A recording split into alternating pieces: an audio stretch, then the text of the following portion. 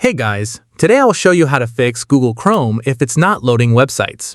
We'll go through several simple solutions that can help get Chrome working again, so let's get started. First, open Google Chrome and click the three-dot menu in the top right corner. Select Settings, then go to Privacy and Security and click Delete Browsing Data. Set the time range to All Time. Make sure browsing history, cookies, and other site data, and cached images and files are all selected. Then click Delete Data. Once the browsing data has been cleared, reload Chrome and check if the website opens. If the problem is still there, click the three-dot menu again, go to Extensions, and select Manage Extensions.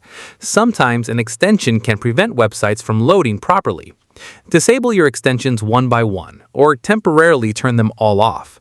If you have a VPN extension installed, disable it first since it can often cause connection issues. If websites still won't load, open Settings again and select Reset Settings from the left sidebar. Click Restore Settings to their original defaults, then click Reset Settings to confirm. Restart Chrome after the reset and try opening the website again.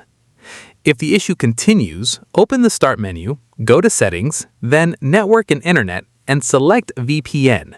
If your PC is connected to a VPN, disconnect it and test the website again. As a final solution, reinstall Google Chrome.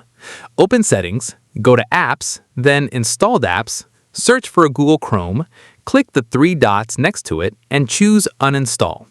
After it's removed, open another browser, search for a Google Chrome download, install the latest version, and check if the problem has been resolved.